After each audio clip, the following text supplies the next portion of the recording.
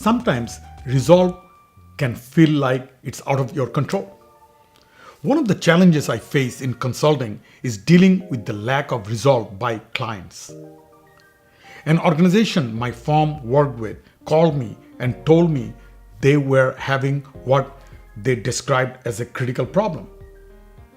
They needed to save $200 million and asked if I could help.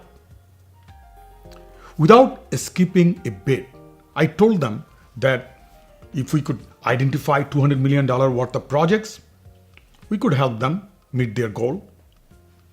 In the end, we did help them meet that goal.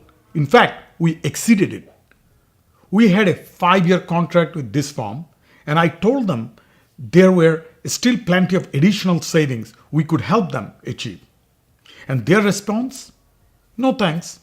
We can take care of the rest of it ourselves now that we know what to do. And they suddenly cancel our agreement. Another client called wanting our firm to help them save $100 million. And we more than doubled that, saving them $250 million. As was the case with the first company, we had a long-term agreement with this organization.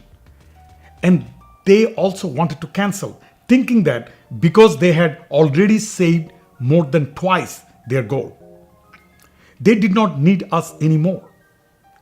This time, we had the opportunity to show them how we could build on current work to save them more.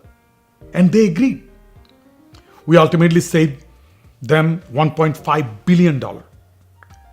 That's billion with a B. Good enough wasn't enough for this organization. They resolved to keep going and became an even stronger company. Here is the moral of my story.